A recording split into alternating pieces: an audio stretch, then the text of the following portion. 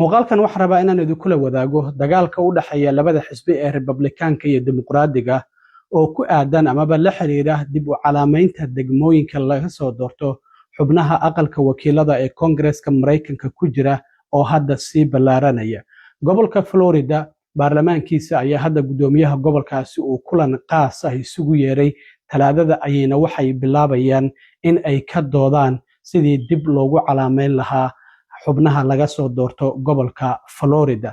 Arrintaasi oo dimuqraadiyiinta ay sheegeen in xisbiga Republikaanka ay ku soo laaban doonto kuraas cusubna ay bartilmaamoodsan doonaan oo gobolkaasi xubno Republikaan ah oo laga soo doorto. Gobolka Virginia afartii kursi oo dimuqraadiyiintu ay codayntii dadka reer Virginia ha iyo maya ugu codeeyeen isla markaana haadu ay badnaatay oo hadda maxkamadii ay ka hortimid. Gobolada ugu waaweyn ee afarta ee lagu tartamayo maxay yihiin? Arrintanna ma sharciya mise waa sharci darro? Sidoo kale waan idinla wadaagaya arrimahaasi oo idil ayaan doonayaa inaan idinla wadaago. Iyo sidoo kale madaxweyne Trump uu yiri ciidamada go'doominta ku haya marinka Hormuz ee Iran dekedaheeda go'doominta ku haya waxaan ku amray in ay toogtaan isla markaana ay dilaan doomaha dheereeyo oo ciidamada Iran ay wataan kadib markii shalay laba markab ay qabsadeen. Walibana muuqaalka qaabkii ay u qabsadeenna ay dowladda Iran ay soo bandhigtay. Trump sidoo kale waxa uu leeyahay hadda Iran waxa ku dagaalamaya xubno mayal adag oo hoggaanka ka tirsan iyo sidoo kalena kuwa moderate oo dhexdhexaad ah isla markaana kuwa dhexdhexaadka ayaa waxa ay doonayaan inay nabad qaataan kuwa kalena waa ay diidan yihiin. Arrintaasina waan idinla wadaagaya balse marka hore soo dhawaad dhaxaya labada xisbi ee Republikaanka iyo waliba Dimuqraadiga oo ku aadan la wareegista aqlabiyadda aqalka wakiilada ee Koongareeska Mareykanka marka ay dhacaan doorashooyinka xilliga dhexe dhamaadka sanadkan bisha November ayaa hadda sii ballaaranaya. Xisbiga Republikaanka oo madaxweyne Trump uu hogaamiyo markii ay ogaadeen in doorashooyinka soo socda aysan ku guuleysan karin ayaa waxa ay bilaabeen wax la yiraahdo gerrymandering oo ah in degmooyinka dib u qaabayn lagu sameeyo ama dib u calaamayn xuduudaha degmooyinka ee gobolada Republikaanka lagu sameeyo si kuraas dheeraad ah ay uga helaan oo xubno dimuqraadiyiin ah oo laga soo dooran jiray meesha laga saaro halkii xubno dimuqraadiyiin laga soo dooran jirayna sanadkan dhamaadkiisa xubno Republikaan laga soo doorto. Arrintaasi gobolka Texas ayay ka soo bilaabatay. Afar gobol oo waaweyn ayaa jirta horta oo xubnaha ugu badan laga soo doorto aqalka wakiilada ee Koongareeska Mareykanka oo 435 xubnood ka kooban. Afarta gobol waxa ugu badan gobolka California waana dimuqraadi. Afartaasi gobol labana waa Republikaan labana waa dimuqraadi. Marka California 53 xubnood ayaa laga soo doortaa waa dimuqraadi. Waxaa soo raaca gobolka Texas oo 38 xubnood laga soo doorto oo Republikaan. Waxaa soo saddexeeya gobolka Florida oo isaguna Republikaan oo 28 laga soo doorto. Waxaa soo afareeya gobolka New York oo dimuqraadi ah isla markaana 26 laga soo doorto. Marka gobolada kale waa yar yihiin xubnaha laga soo doorto laakiin afarta gobol ee lagu tartamayo waa afartan gobol. Marka ilaa iyo imise gobol ayaa hadda sameeyay marka dib u calaamayntaas kuwaas u qorshaysan inay sameeyaan bal aan isla fiirino.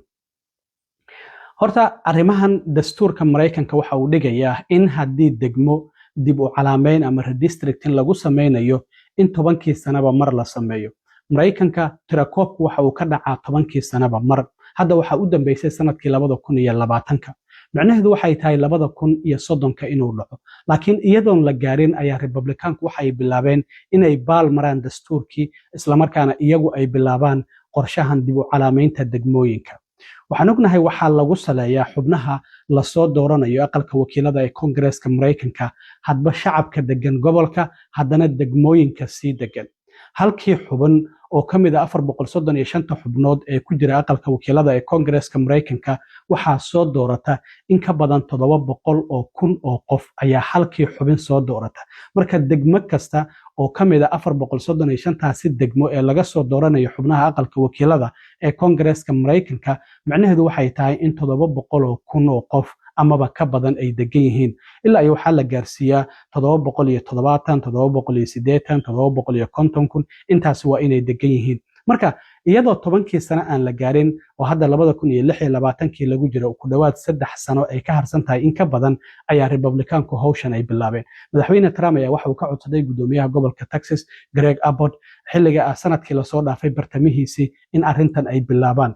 waa ay bilaabeen marka gobolka Texas 38 xubnood ee laga soo dooranayay 25 Republican ayaa lahaa 13na waxaa lahaa dimuqraadiyiinta marka dimuqraadiyiintii waxaa laga qaaday 5 xubnood ayay ka qaateen xubnaha Republicanka oo Republicankii waxa ay yeesheen 30 halka 25 ay kala hayeen markii hore dimuqraadiyiintii marka 8 ayaa u soo hartay marka Texas yaa ka badan gobolka California oo dimuqraadi oo 53 laga soo doorto iyaguna bishii November ayaa su'aal yiraahdo Prop 50 shacabka la weydiiyay in dib u qaabeyn lagu sameeyo degmooyinka marka 47 xubnood ayaa hadda 53 kamida laga soo dooranayay waxa qaatay dimuqraadiyiinta halka Republicankiina hadda 5 oo kaliya loo reebay marka sida muuqata hadda marka dhinacaasina dimuqraadiyiinta ayaa waxa ay ka heleen 5 kursi oo dheeraada Texasna Republicanku 5 kursi oo dheeraada ayay ka heleen marka sheekadu waa jugjug meeshaadii joog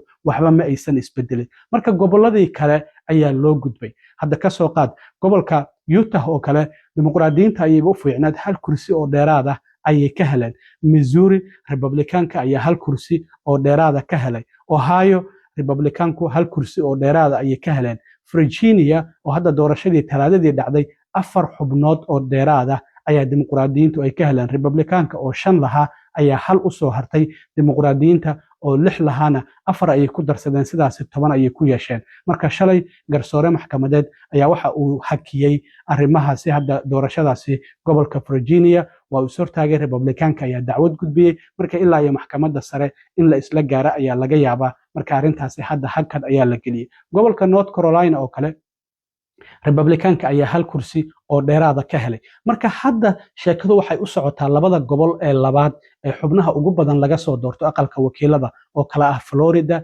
iyo New York gudoomiyaha gobolka Florida Ron DeSantis ayaa waxa uu kulan qaasa ugu yeeray xubnaha baarlamaanka ee gobolkaasi si ay u ansixiyaan dib u qaabeyn lagu sameeyo degmooyinka gobolka Florida 28 xubnood ayaa laga soo doortaa sidaas darteed waxa ay Republicanku leeyihiin 20 dimuqraadiyiintuna waxa ay leeyihiin 8 marka hadda marka waxa ay doonayaan marka ugu yaraan 5 amaba ka badan Republicanku inay ka helaan laakiin gudoomiyaha aqlabiyadda ee aqalka wakiilada Hakeem Jeffries ninkan laga yaabo hadii sanadkan dhamaadkiisa ay aqalka wakiilada la wareegaan xisbiga dimuqraadiga inuu noqdo ninkii ugu horeeyay ee madow ah ee afayeen ka noqda aqalka wakiilada ee Congress-ka Mareykanka ayaa shalay shir daraa'id qabtay horta Virginia ayuu soo dhaweeyay dimuqraadiyiintu inay 4 kursi ka heleen marka waxa uu yiri haddii gudoomiyaha gobolka Florida Ron DeSantis uu ku dhawaaqo qorshihiisan gerrymanderinka oo dib u calaamaynta degmooyinka gobolka Florida arrintaasi waxa ay ku soo laaban doontaa xisbiga Republicanka maxaa yeelay waxa uu yiri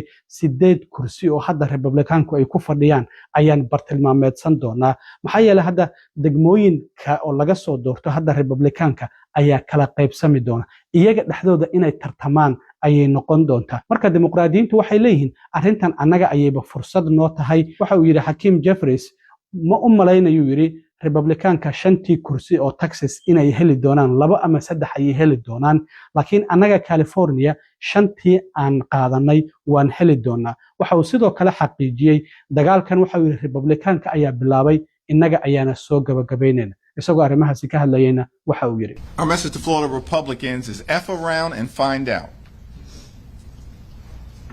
If they go down the road of a DeSantis dummy mander, the Florida Republicans are going to find themselves in the same situation as Texas Republicans, who are on the run right now. And under no circumstances are Texas Republicans picking up 5 seats. They'll be fortunate if they get 2 or 3.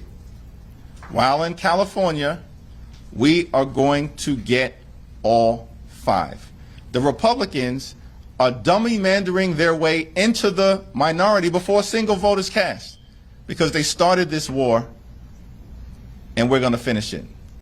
marka saasay tahay gobolka Florida populationkiisu waa uu isbedelay 10 sano ee la soo dhaafay dad fara badan ayaa u guuray marka sababta 10 sano kasto telekoobka loo sameeyay waxay tahay in la ogaado gobolkan imise qof ayaa ka guurtay populationkiisa ama shacabkiisu ma isdhimay mise waa kordhay haddii marka gobolkan shacabkiisu uu isdhimay macnaheedu waxay tahay kuraas ayay luminayaan gobolkan kale haddii shacabkiisu uu kordhayna kuraas dheeriya ayay helayaan. Sidaasi ayaa lagu saleeyaa. Sababta 10 sano kasta tirakoobka loo samaynayo waxay tahay gobolkan shacabkiisa maxaa isdhimay, gobolkan shacabkiisana maxaa ku kordhay. Marka sidaasi ayay noqonaysaa. Marka New York ayaa wuxuu yahay gobolka afraad ee tirada ugu badan laga soo doorto. New York 26 ayaa laga soo doortaa. Gobolka New Yorkna waa dimuqraadi. 26kaasi 21 ka mid ah waa dimuqraadi, 5 waa Republican. Marka Florida hadda haddii arrintan ay ku dhaqaaqaan, gobolka kale ee xiga waxuu noqonayaa New York oo dimuqraadi ah, iyaguna inay sameeyaan oo 5taasi ay ka qaadaan Republicanka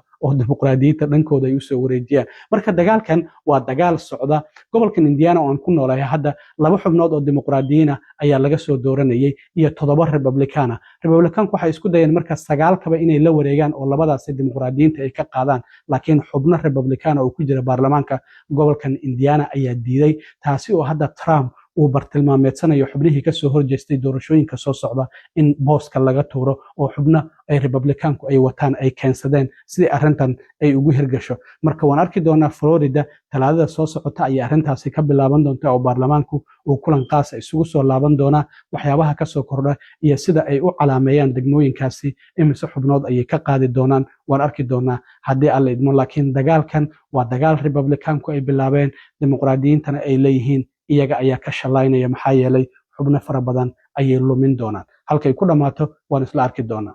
ugu dambeyntii madaxweyne Trump maanta 2 qoraal oo kala duwan ayaa waxa uu ku soo qoray bartiisa Truth Social.